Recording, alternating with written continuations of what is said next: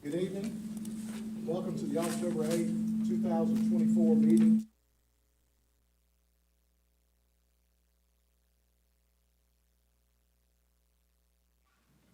Good evening. Welcome to the October the 8th, 2024 work session of the Gaston County Board of Commissioners.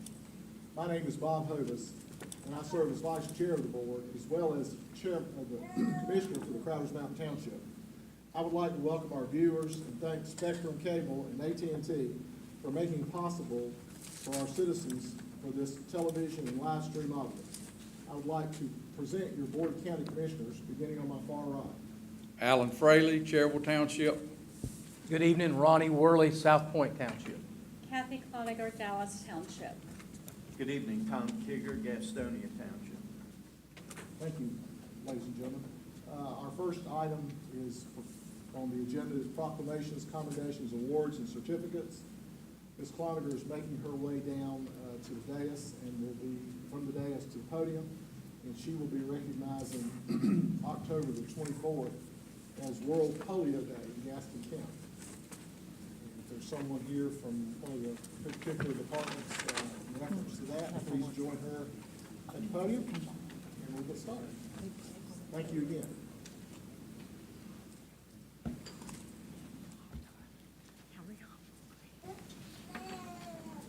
Good evening.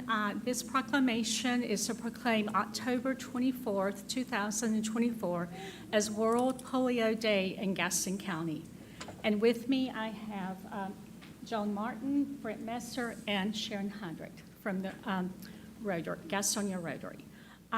Whereas World Polio Day is observed annually on October the 24th to commemorate the birth of Jonas Salk, who led the first team to develop a vaccine against polioitis, a highly infectious disease that primarily affects children under the age of 5 and can cause paralysis and sometimes death, and can lead to lifelong effects in the form of post-polio syndrome.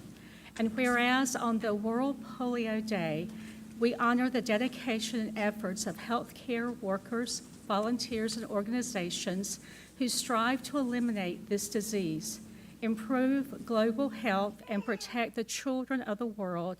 And we recognize that the North Carolina Orthopedic Hospital in Gastonia was at the heart of providing care and rehabilitation for children who were affected by polio, especially during the epidemics of the 1940s and the 1950s.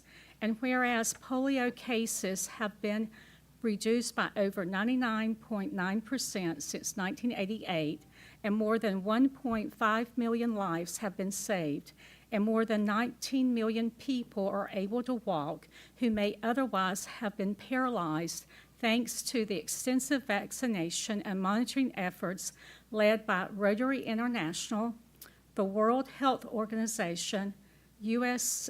Centers for Disease Control and Prevention, UNICEF, the Gates Foundation, the Global Vaccine Alliance, who together comprise the Global Polio Eradication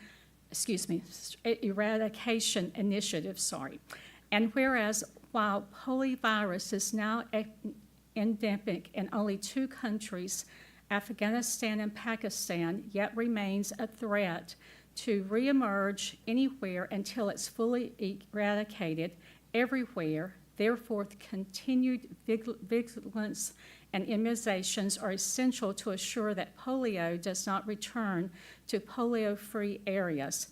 And whereas once accomplished, the worldwide eradication of polio will prevent an estimated 10 million cases of paralysis in children over the next 40 years and will save over $40 billion in healthcare costs. And whereas we celebrate the commitment of local Rotarians and Rotary clubs in our community who have consistently been leaders in supporting polio eradication as part of the Rotary International, with more than 1.4 million members and 46,000 clubs who unite and take action to create lasting changes in communities around the world, inspired by the motto of service above self. And whereas the global effort toward eradicating polio has been one of the world's most successful public health initiatives, and the commitment to eradicating polio is a testament to what can be achieved when communities, governments, and organizations around the world work together toward a common goal. Now, therefore, it be resolved that the Gaston County Board of Commissioners hereby proclaims October the 24th, 2024 as World Polio Day in Gaston County and celebrates the local Rotary clubs toward the goal of ending polio forever, and calls upon all residents to recognize our local history and the importance of supporting efforts to eradicate polio globally, to be adopted the 22nd day of October of 2024. Thank y'all so very much for coming, and who would like to speak? Very good. Thank you. Thank you. Thank you, You're welcome. Thank you, Commissioner Cloninger. Thank you, commissioners and staff. As you heard, Gaston County has deep ties to caring for persons affected by polio. Thankfully, while poliovirus has been eradicated in the U.S., however, our vigilance must continue and our children continue to be vaccinated against this very devastating disease. I personally have had the opportunity to participate with a Rotary International team in Nigeria and to be on the front lines with the healthcare workers who are continuing to work there and around the world. We have made incredible progress reducing polio, 99.9%, since Rotary committed itself to this promise to the world's children in 1988, and we will continue until polio is completely eradicated. Thank you for your support. Thank you to the Rotarians and partners around the world. And thank you to the citizens who will join us in recognizing the importance of ending polio now for the world's children forever. I'm sorry, I mispronounced that word.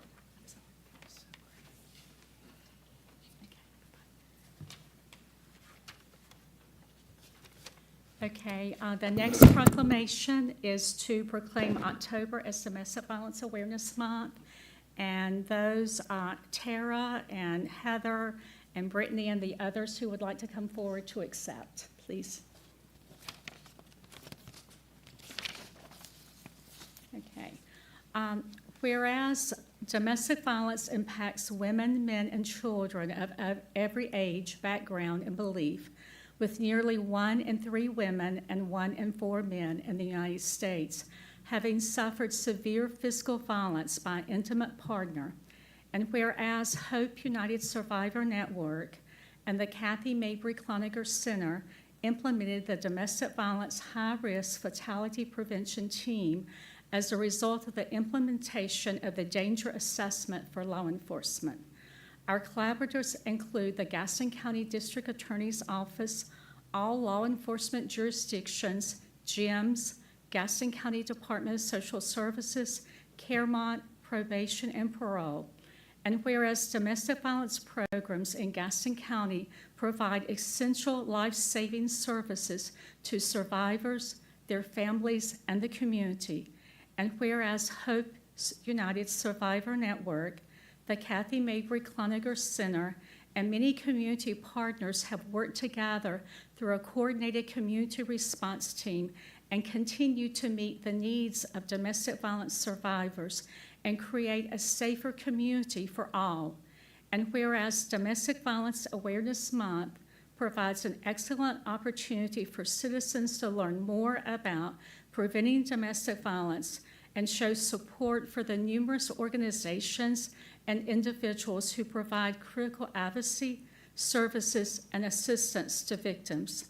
Now, therefore, it be resolved that the Gaston County Board of Commissioners hereby proclaims October the 2024 as Domestic Violence Awareness Month and urges all citizens of Gaston County to speak out against domestic violence and support local efforts to assist victims of these crimes and finding the help and healing they need, to be adopted the 22nd day of October of 2024. Okay, who wants to speak? Very good. Thank y'all all. So thank you to the Board of Commissioners for this awareness and the support. Thank you on behalf of all of the shelter residents and the survivors that are across our community. Thank you also to our community partners for their commitment to making the community a safer place and the work that has been done with the danger assessment for law enforcement. Also, thank you to the staff of all of the programs who work around the clock in their service to help survivors. And lastly, thank you to the survivors for their resilience and their trust in us and all of the staff as we help them through their journey.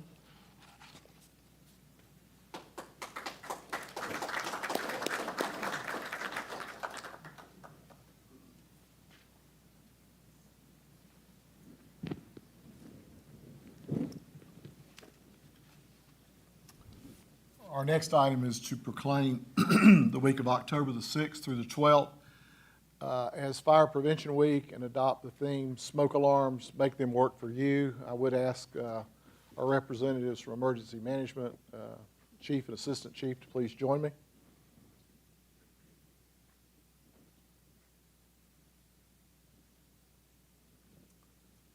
Thank you, gentlemen. Whereas Gaston County is committed to ensuring the safety and security of those living and visiting in our county, and whereas fire is a serious public safety concern, both locally and nationally, and homes are locations where people are at their greatest risk from fire, and whereas home fires killed more than 2,700 people in the United States in 2022, according to the National Fire Protection Association, and fire departments in the United States responded to over 360,000 home fires. And whereas roughly 3 out of 5 fire deaths happen in homes with either no smoke alarm or no working smoke alarms. Working smoke alarms cut the risk of dying in reporting home fires and reported to cutting home fires almost in half. And whereas smoke alarms sense smoke well before you can, alerting you to the danger of an event of a fire in which you may have as little as 2 minutes to escape to safety. Whereas it is important that residents install smoke alarms in every sleeping room, outside each separate sleeping area, and on every level of your home, and to make sure their smoke alarms meet the needs of all family members, including those with sensory or physical disabilities. Whereas residents should test their smoke alarms at least once a month and should implement and practice a fire escape plan to increase their safety from fire. And whereas Gaston County first responders are dedicated to reducing the occurrence of home fires and home fire injuries through the prevention and protection education. And now, therefore, be it resolved that the Gaston County Board of Commissioners hereby proclaim October the 6th through the 12th of 2024 as Fire Prevention Week, and urge all citizens of Gaston County to make sure their homes have working smoke alarms and to support the many public safety activities and efforts of Gaston County's fire and emergency services. This is to be adopted the 22nd of October. I'll give this to Chief Hunter. And also, we're fortunate that we're going to be recognizing some other volunteer firefighters who've reached certain levels of service. And I would ask that the Chief and Assistant Chief stay with me after they make their comments, and we'll ask those people who are in attendance to come. But I'll read all the names of the individuals who are receiving different certifications for their level of service that they've achieved.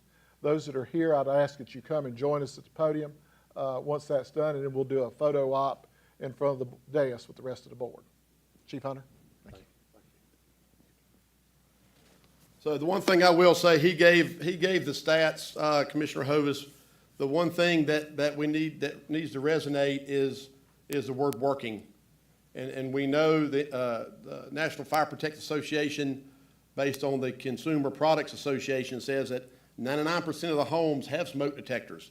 The problem is that they're not all working. They've taken the batteries out, they put them in the remotes, they put them in the children's toys. And we also know that, as he said, over almost 60%, you can cut your chance of your risk of dying if you have a working smoke detector. So please, I encourage everyone, check your smoke alarms monthly, and if you need a smoke alarm, you can get one through our online at our website. Thank you. Quick question. Yes, sir.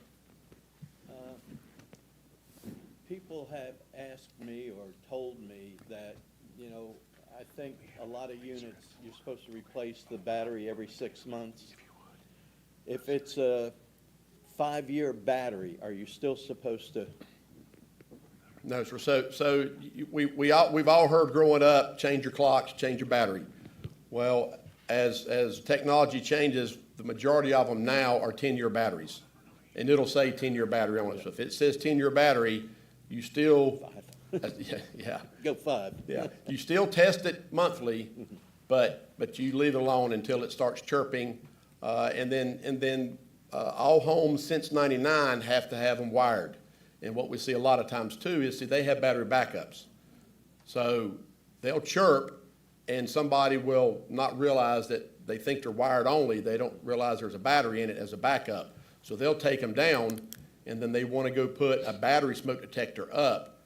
The problem is that the fire code is what it is. It's designed so when it goes off, every alarm in the house goes off, which is not going to happen with a battery. So I encourage everybody to, if it is wired like the code is since '99, you can get those to replace it with the same Person that kind. told me every 6 months happens to be my wife, and got to get an 8-foot ladder out and go around 6 of those things every 6 months. Well, I so. wish you hadn't told me that. I wouldn't have gone against her. So, yeah. But you're on film now. Yeah, I know. Thank you. I just checked mine with my cooking. That's always a good test. Each year, the Board of Commissioners honors Gaston County volunteer firefighters and rescue squad members who have reached 10, 20, 30, and 40 years plus of service. Our dedicated volunteers undergo hours and hours of rigorous training to provide these valuable services and to maintain their certification for our citizens. It is with great pleasure that we commend this year's recipients for achieving this impressive milestone. And the list is as follows. Like I said, if I call your name, please join us up here. Assistant Chief Falk will hand you your certificate. And if anybody wants to get the rest of these, we'll try to get those to you as well, who are here. But for Agricultural Volunteer Fire Department, Blair Gribble, 20 years of service. Stephen Matthew Wilkinson, 20 years of service. For Community Volunteer Fire Department, Byron Hooker, 30 years of service. James McCorkle, 30 years of service. Caleb Muse, 10 years of service. Mark Simon, 30 years of service. Bobby Turee, 40 years of service. Trent Walden, 40 years of service. For the Dallas Rescue Squad, Mike Chitwood, 20 years of service. For the Dallas Volunteer Fire Department, Darrell Adams, 30 years of service. David Callahan, 40 years of service. Dusty Haney, 20 years of service. James Hyman, 40 years of service. Paul Parks, 20 years of service. Ray Wooden, 20 years of service. For East Gaston Volunteer Fire Department, Nathan Benfield, 10 years of service. Kyle Klinterman, 30 years of service. Jessica Jonas, 10 years of service. Jeremy Kennedy, 30 years of service. For the New Hope Volunteer Fire Department, Jason Pastorio, 10 years of service. Jason Roselle, 10 years of service. Jeffrey Saunders, 40 years of service. Rick Worley, 50 years of service. For the Union Road Volunteer Fire Department, John Brackett, 10 years of service. Ronnie Capps, 20 years of service. Wes Clayton, 20 years of service. Jason Hudson, 20 years of service. Daniel Love, 20 years of service. Gavin McCasklen, 10 years of service. Sean Minerva, 10 years of service. Ashton Watts, 10 years of service. For the Agriculture Volunteer Fire Department, and I've already read that. That's the end of the list. I'd like for you all to give all of these folks who've been read and who are here a big round of applause.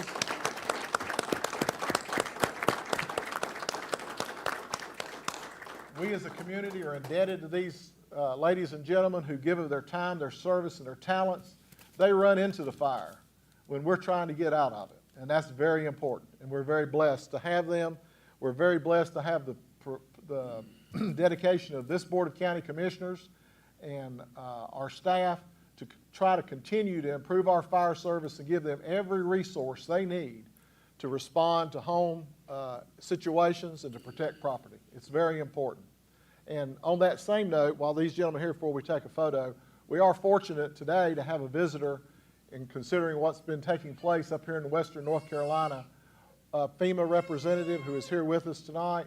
FEMA is on the ground, despite what some people may say, and there is a process of what FEMA does. And you will see on the county website and on the Facebook page a list of that process and how things work. It'd be great if we were all Harry Potter and we could wave our magic wand and everything would just go back to the way it was before Helene came through our state. But we don't have that. And so there's a process that we have to go through to mitigate the damage, to restore our community, and most of all, to address the lives that have been dramatically impacted. And I just want you to know, FEMA is a resource, but North Carolina is a resilient state. And we have individuals in this state, within our own county, who have taken of their own time, who have coordinated with emergency response agencies in those affected counties, who have mobilized themselves to go to those areas, to provide food, to provide shelter, to provide help for those people who have nothing, who have been left with nothing. And it's going to be a long time before that changes. So that effort is going to be ongoing. I encourage everybody, when you see this on our Facebook page, when you see this on our website, the process of what you go through to respond as an individual in our county, to follow that process and be a part of it. And if you have any questions at all, and now his phone's going to blow up, Scott Hunter, our emergency management director, can answer any of those questions and can help you as an individual plug into those needs. And I say that because we care. Gaston cares. We were very fortunate. We had some impact, but nothing like what we've seen. This was a 200-year storm. Nobody has said that, but it's a 200-year storm. I've been around the construction industry for years and years and years, and people talk about 50-year and 100-year. This was a 200-year storm that hit those 13 most affected counties in western North Carolina. But enough of my preaching. I'd ask these gentlemen to come forward. Let's take a group photo, if you would, please. Thank you for your service. Thank you for what you've done. I'm going to go back up here. You're good. That's it. So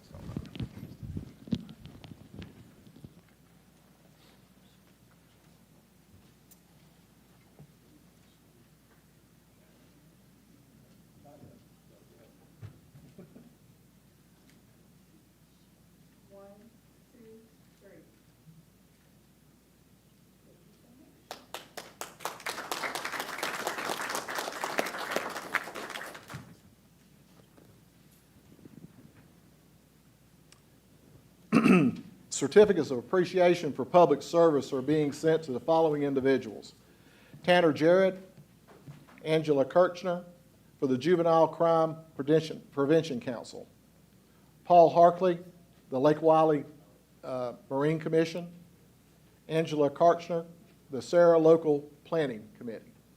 These people have fulfilled their obligation on those roles and are rotating off, and we appreciate their service to Gaston County. Our next item is citizen recognition. A portion of the board's agenda is set aside for the purpose of allowing citizens an opportunity to offer comments and suggestions. This is a comment period and is not intended to require the commission or the staff to answer questions or provide a response. Questions regarding a response shall be answered as soon as possible through the county manager's office. Citizen recognition will be limited to 1 hour in total time. Comments from each individual will be limited to 3 minutes. As I call your name, please step to the podium, state your name and address for the record. Each citizen, the first citizen who's signed up to speak, and the only one tonight, is Kenneth Edwards. Mr. Edwards?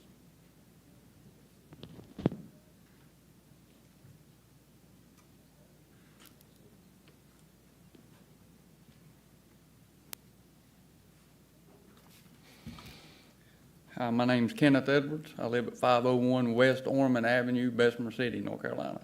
I want to speak on the Gaston County Parks baseball fields.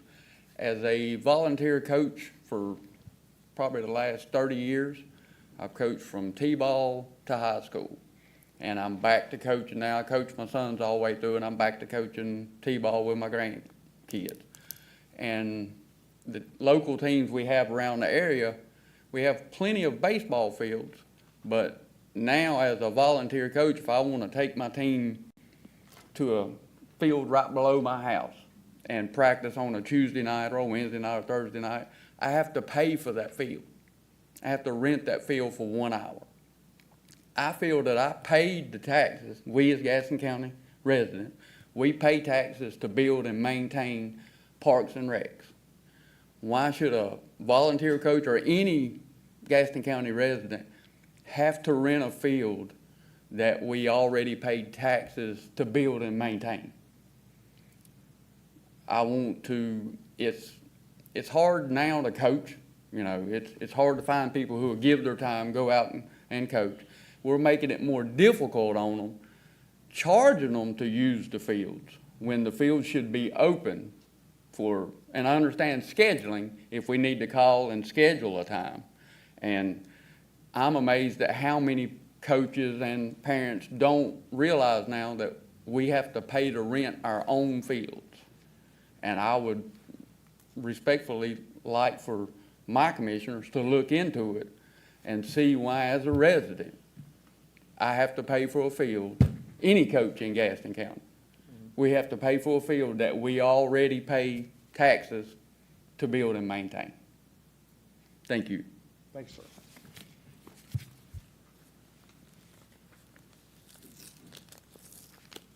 The next item on our agenda tonight is a presentation to be heard from the Lake Wiley Marine Commission, their annual report. Mr. Neil Brennan, how are you, sir? I'm fine, sir. How are y'all tonight? Good. Okay. With me tonight is our chairman of the Lake Wiley Marine Commission, Mr. Ray Weber, who is a commissioner appointed by York County Council. Our mission has not changed. We are still bound to promote public policies and support regulations for the preservation of the lake, its wildlife, and for the safety of the people who use it, and to educate those people who use it. Talk about these topics tonight: safety, pollution, water quality and capacity, new item, sedimentation, erosion control, laws and law enforcement, education and environment. As I've told you before, danger buoys are the purview of the various states. We are responsible for the no-wake buoys. There's none out there right now, so be careful. You go out to use the lake, there are sandbars that didn't used to be there that are there now from the deluge that we experienced recently. The buoys are missing. We are endeavoring to get these replaced as soon as we can. We've had to order some new ones. We'll find what we can. I've already put out a public service announcement to the media saying, be careful out there, expressing the information I just shared with you all. River sweep, we had to cut it back this year. Usually we go out by boats. This year it was land-based only. It was too dangerous to put people out in boats because there's a lot of deadheads and stuff out there, trees embedded in the channel, so on. So we had to cancel several of them. We did have 4 sites that were used, 109 volunteers, well short of what we normally get in the hundreds, 800, sometimes 1,000, sometimes 600. They only got about 2,000 pounds of trash this year, but we still relied on businesses to donate gloves and water and grabbers, and the counties provide the dumpsters. York County, Gaston County, Mecklenburg County provide the dumpsters that we put at these various sites. That's been going on for years, and we appreciate that support from Gaston County for sure. Water quality, we sponsored a couple of swim guides. Now, swim guides are put out by the Catawba Riverkeeper folks, and they went out from Memorial Day to Labor Day, and they sampled the various swim sites for E. coli particularly, and they put out any sites that's not safe to swim. And we had 14,000 hits on Lake Wiley. You can see the number went system-wide. So it's a working thing. It's a working app that we're happy to support. We also get from Charlotte Stormwater Services, they provide us a report every couple of months. I'm really interested to see what the September report's all about with this latest deluge that came down the river. We've had Lake Wiley weighed in on the inter-basin transfer. And basically what it is, Charlotte Water wants to transfer some water from us over to the Yadkin, is it Yadkin? Which one? Yadkin River Basin, because they don't have enough over there. Well, one of the things I learned in my civilian life was a thing called corrective actions to prevent recurrence. So if you got a problem, IVT is the transfer of our water to them because they need it over there. We understand that. But what's going to happen to prevent this from coming back another 10 years, like they did 10 years ago, and ask us to do it again? Is anybody dredging? Is anybody stopping development? What's the plan? So we weighed in and said, we hear you, we understand the need, but what, Duke, is your plan to make sure we don't go down this road again 10 years down the pike? We'll see what they say. Decision hasn't been made on this yet. It'll take a while for that to happen, but we've weighed in as the Lake Wiley Marine Commission. Talked about sedimentation being a cancer on the lake. We'll talk about how that was enhanced by Helene. Now, Mecklenburg has the strongest erosion stormwater control measures. York County upgraded theirs, and Gaston County upgraded theirs last year, or a couple of years ago, to improve site plans approved before grading, and no permits issued before rezoning, and the phased clearing of sites. But there are a few specific stormwater control measures in the Gaston County ordinance. I've been talking to Brian Skiba about how we can better serve the community and better protect the river with some enhanced stormwater control measures. One of the things we're looking at is putting some of these things in the municipalities, and of course the municipalities would then, if we do this, as Brian explained to me, would have to enforce them themselves, which might be a difficult road to hoe, but we'll see. I appreciate your input, Brian, giving us some more guidance on how to go about this.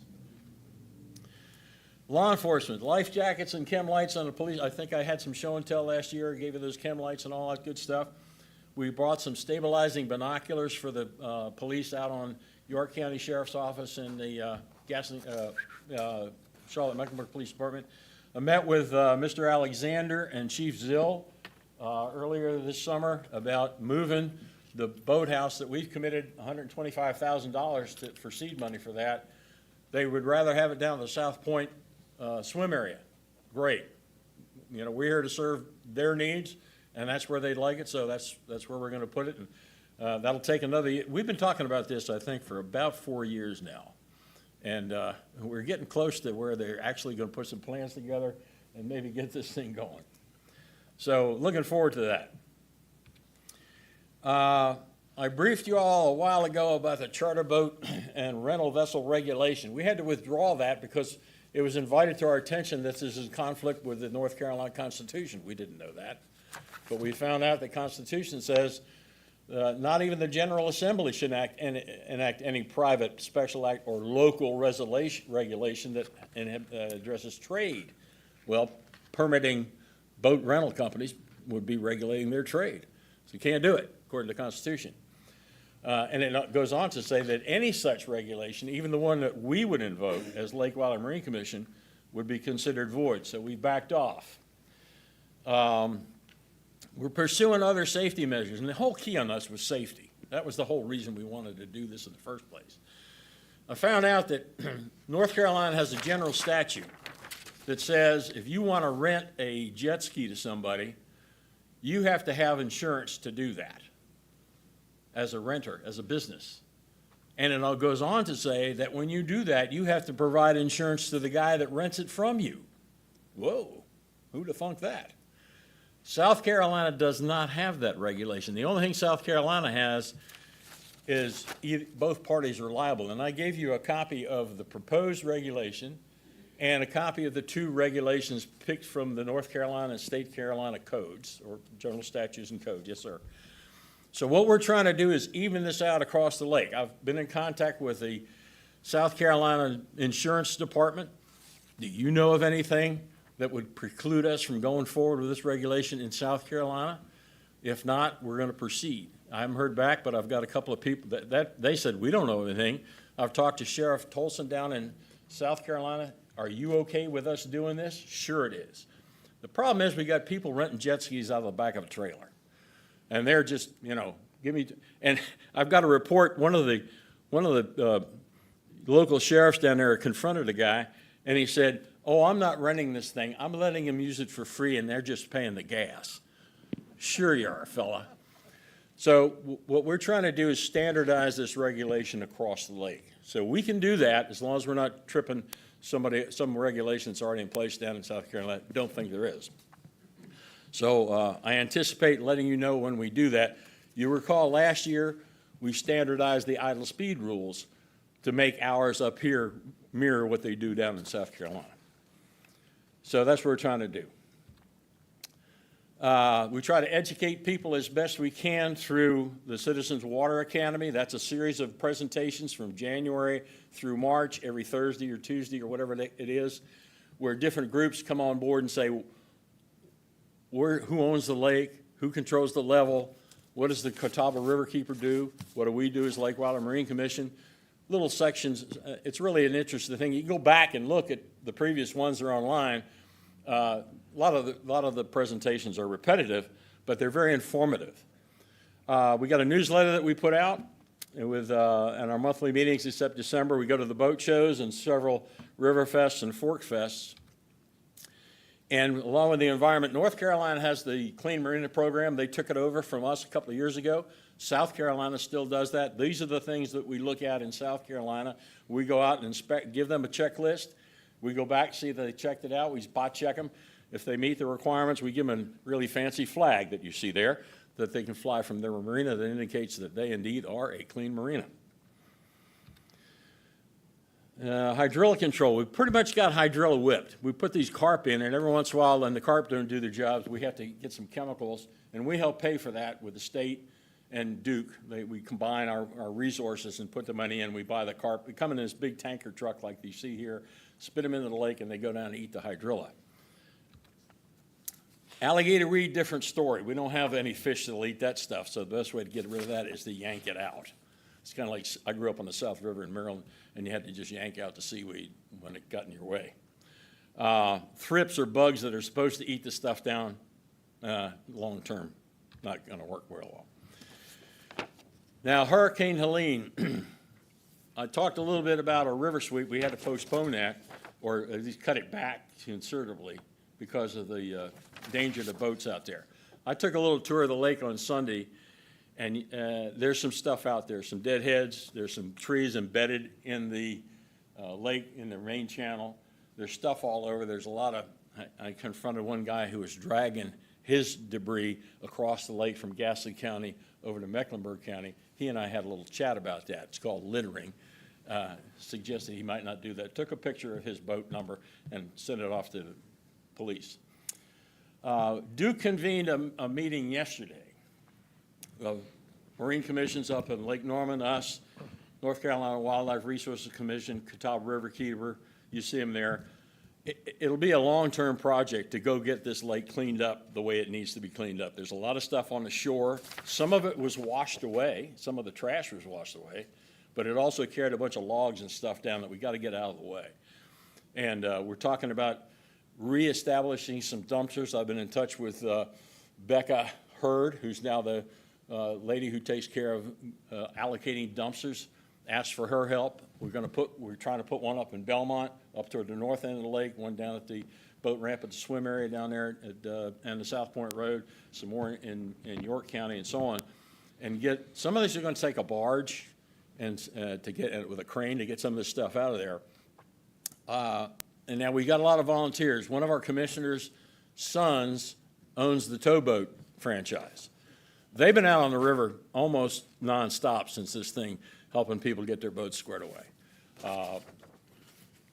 We'll rely on them for some of their stuff. I gave Kelvin Reagan, who's the South Region Director of the Lake Wiley Lake Services, his contact information. They're looking to hire him to do some work for them. They already got dock masters, which Perry Johnston down in South Carolina, lined up, but he'd like to have some options. The other thing I want to invite to your attention is the sedimentation. As I said, there's some sandbars there that didn't used to be there. I was out looking over some hydrilla that had broken loose, and I found out I was in 0.7 feet of water. Uh-oh, this is not good. Don't run your ship aground. It's not a good thing. So I had to back out of there. I was churning up mud, finally got to some deeper water. But there are sandbars that didn't used to be there. And along came with that is phosphorus, some of the nutrients that are washed away from the shore. Well, what's the big deal about that? I've saved the worst for the last. And the worst is a new invasive species called Lingbia. It's an invasive species of cyanobacteria, gives rise to some algal blooms sometimes, and this stuff lies on the lake bed, okay? And if you get enough phosphorus, enough warm conditions have to be right, it comes to the surface in mats, and you see, it looks like wet tobacco is what it looks like when it comes up there. It's new to us, and you all have been involved. Lake Norman had 10 acres of this stuff, and they got the mats. The mats came up. The residents were not happy because they stink and they're bad, and it's bad stuff. Mountain Lion Lake had 20 acres, and we had only about 4.5. Now, the process started years ago with Lake Gaston. You're not supposed to touch this stuff. It's bad. You can see what the precautions are. Don't ski or swim in it, of course, and can cause sickness in children and pets and so on. North Carolina State University Aquatic Plant Management Program has been researching this stuff, and they finally came up with a treatment that's pretty good. Gaston's using it, Lake Norman's using it, Mountain Island Lake's using it. You know about that because I think you all contributed some money to help Mountain Island Lake, and we're using it. $718,000 for Lake Gaston. This year they thought it might be over $1 million. Lake Norman was $60K. And Mountain Island was $110,000. It's about $6,000 an acre ballpark.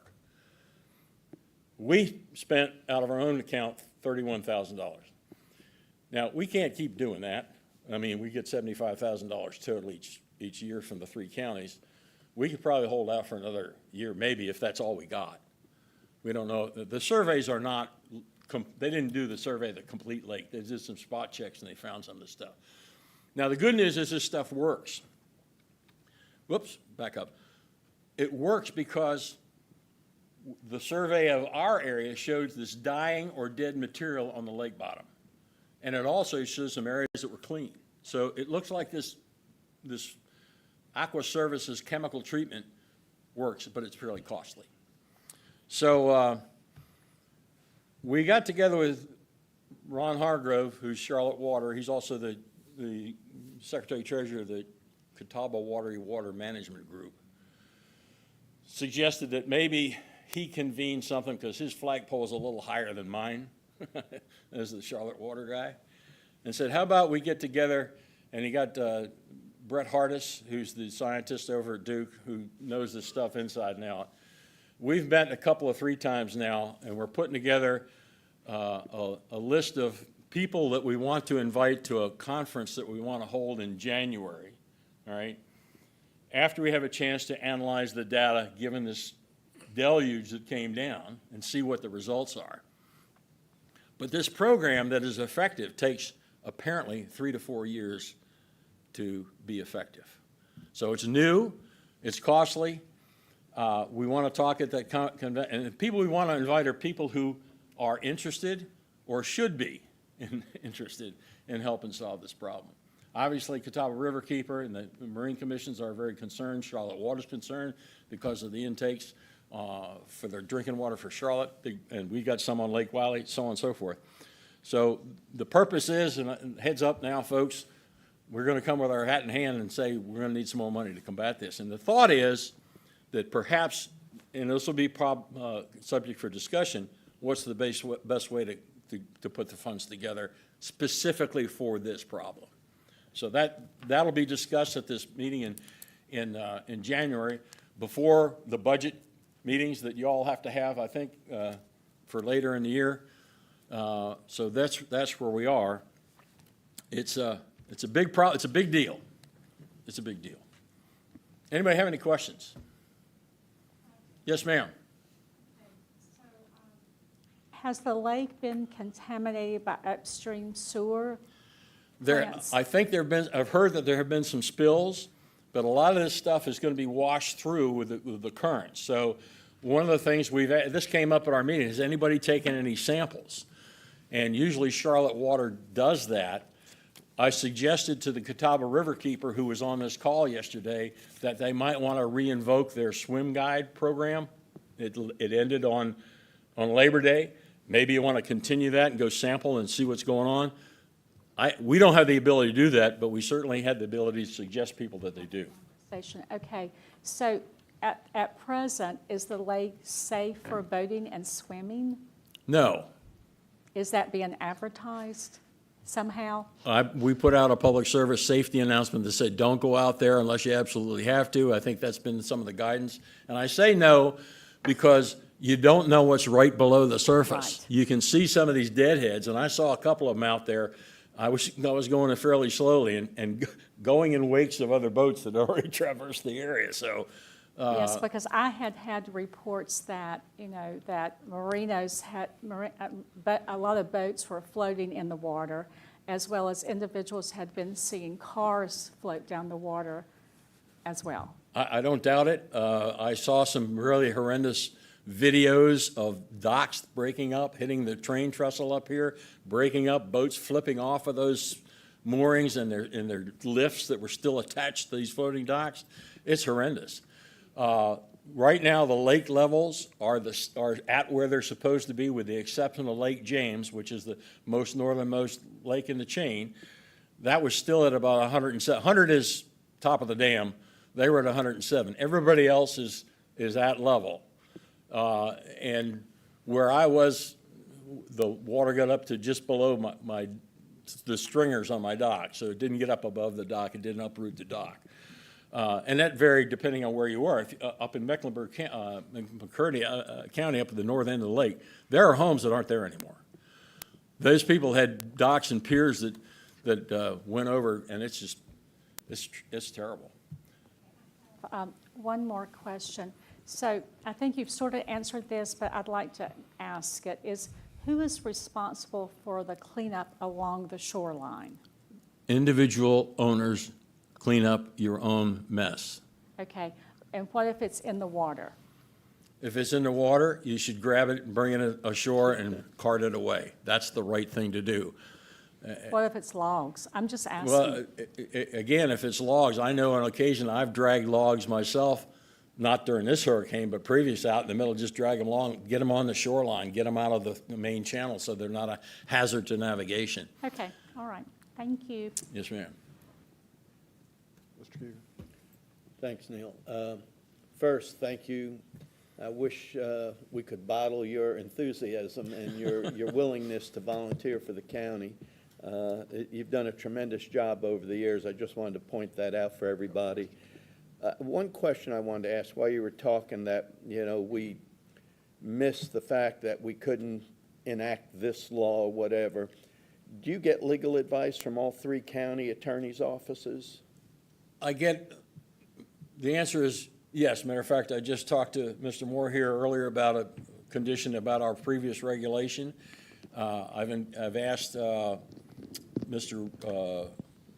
Wade, thank you, Tyrone Wade up in Mecklenburg County, to weigh in on that same regulation that we had. Our lawyer is going to be talking to their lawyer. They're trying to hook up. But the answer is yes, sir.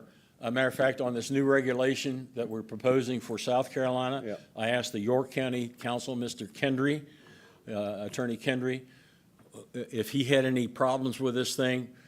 Our process is to go to the police first and say, if we do this, would you guys enforce it? Because there's no point in, raising us up the flagpole, nobody can salute it. And then he said, yes. Sheriff Tolson said, yes. The next thing is to go to the attorney from the county and say, are you okay with this? And that's kind of what we did with the rules last year when we talked about the idle speed rules. We talked to your office at the time. I got a lot of help from Mr. Stetzer, who was the attorney at the time, and also from Mr. Wade. They weighed in on that to make sure we were treading appropriately. Because even though we want to make these regulations, we can't do it if we're in conflict with any other regulation. So yes, sir, I have an attorney on our staff, and he works with these folks. So the law enforcement, I guess, in Mecklenburg and in York are the sheriff's departments? Sheriff Department in York, Karen. And then Gaston County, you have the county, you've got Belmont, you got Mount Holly. Well, Probably Gastonia is annexed around the water somewhere. Well, the entities that police Lake Wiley are the Gaston County Police Department, North Carolina Wildlife Resources Commission, York County Sheriff's Office, Charlotte Mecklenburg Police Department, and on occasion, U.S. Coast Guard, because we're an interstate waterway. And Ray Weber here is a member of the Coast Guard Auxiliary, so we got a contact with them. If we need to get advice from them, Ray gives a call down there and say, hey, need a little help here. They come and brief us once in a while, but not normally. They will be on the water usually on the big weekends. But each of those entities have vessels on the water. The Coast Guard will usually ride with somebody Right, else. right. But yes, But the municipalities do not. that's correct. They do Okay. not. They do not. But we've got, we've supported the vessels from Gaston County police boat, Charlotte Mecklenburg police boat, and York County police boats. Well, I'm just speaking personally.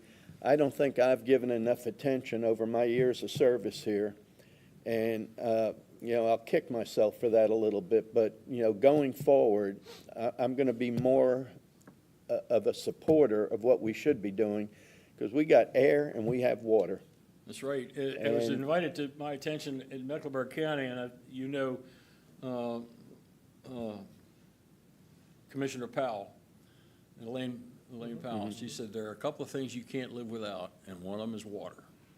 And those poor people up in North so many of our Carolina. residents get their water Yeah, from the lake system. that's true. Some are on wells, okay, but there are as many who rely on the water supply intakes on both Lake Wiley and in Mountain Island Lake. So, as I say, this is a big deal, and we need to combat it. We need to set. We want to get everybody who's interested or should be interested to come together and figure out what's the best way to attack this thing going forward. It's not a one and done thing. We can put in carp every year. As it turned out for the hydrilla, a couple of years ago when I first started out with Lake Wiley Marine Commission, we put in 190 carp. The next year we put in 100. Next year we put in 90. Next year we put in 50. It was doing the job. And when we put in 0, I talked to Brett Hart. I said, what are you doing stopping? He said, no, it's okay. It's okay. And he was right. So we attack it with that. But this is a different stuff. It's a different process. It's one that gets right down onto the stuff at the lake bottom, not unlike the other stuff that it shows itself. If it shows itself on the top, we've missed the boat. All right, thank you, Mr. Chairman. Thank you, Neil, once again. Yes, sir. Thank you. Thank you, Mr. Keeger. Any other questions for the board? Yes, sir. Mr. Friley, Commissioner Friley? Yeah, Neil, we're talking about the water and quality of the water. Any concerns with the chemicals that are being used to, I guess, how many gallons and gallons of chemicals being poured to kill Yes, is sir. Matt. Good question. I know Rusty Rosell, who addressed this body a couple of years ago, had some initial concerns about it. Brett Hardis, who is the scientist for Duke, got together with him, explained to him what these chemicals are, and convinced Rusty that, hey, these things are going to attack that stuff, and they'll go on. It's not apparently not a problem for humans for the chemicals that they're using as far as we know right now. That's not a good answer. I don't like to say as far as we know, but I do know that Brett Hardis, who's the scientist, said, yeah, it's a chemical that we're adding, but it's a necessary chemical to combat this stuff. I'll find out your answer specifically. Ray? It's an EPA-approved chemical that's been used in the southeast for decades. Okay. Any danger to other wildlife or, you know, anything like that? Okay. Thank you, Ray. That's why he's here, to keep me honest. Sure. I want to thank you for all you do and for having the passion and caring heart that you do to work in this area. Thank you, Neil. Yes, ma'am. Glad to do it. Appreciate y'all. Thanks for y'all's support. Mr. Cloninger statement goes for the whole board. You've always kept us very well informed. As you heard me say earlier tonight, the event that we've just seen is the event that we've just had is a 200-year storm. Yes, sir. And we're going to see things that we never expected. My concern is not just for our area, but it's also upstream. Everything that went from Bat Cave and Chimney Rock into Lake Lure, which is one of the deepest lakes in the state. And it's down there doing its thing, whatever it's doing. I'm extremely concerned about a major fish kill once all of this stuff does what it's doing. And it gets there, and it's going to eat up all the BOD, the biological oxygen demand that's in the water, and that's going to be a catastrophe, even beyond the scope of what we've seen in other areas. That's an area that we haven't explored yet. We're so much concerned immediately with the cleanup. Correct. But good issue, sir. I'll make a note of that to press that with the scientists over at Duke to find out what's going on. Certainly. Thank you so much. Appreciate it, Thank you, y'all. sir. Thank you. Does the board have any other matters they'd like to discuss tonight? Hearing none, I have one item that I'd like to bring to your attention. During a tragedy that occurred earlier this year, one of our first responders was a Cramerton volunteer firefighter, or a firefighter. He was the first responder on the scene. You don't think firefighters are going to find themselves trying to do a water rescue. And this was an individual at the bottom of a pool. We're very fortunate to have the resource of Gaston Aquatics, who has offered their services and has taken this firefighter and has fully trained him, and he is able to meet his Red Cross lifeguard swimming status because of Gaston Aquatics bringing him into their program at no charge to learn to swim. We don't think about those things. We don't know what's ahead of us today. We don't know what's going to be there tomorrow. But we're fortunate to have folks like Gaston Aquatics who offer their assistance with our first responders and providing this service. And that's just, I was hoping that an individual from the Cramerton Fire Department would be here tonight, but they could not make it. But that's just one of the things we need to recognize. The training never stops. It goes beyond standard EMT training, standard things in terms of first responders. Well, I'm talking about from them specifically to this issue, Mr. Moore. Well, but he is, you said you was hoping a representative from Cramerton Fire. To speak to this. Oh, okay, well, he certainly can. Anyhow, that was my comment. No other business for the board. We'll take a motion for adjournment. So moved. So moved by Mr. Keeger, Second. seconded by Mr. Fraley. All those in favor, please signify by saying aye. Aye. The meeting is adjourned. Thank you, folks.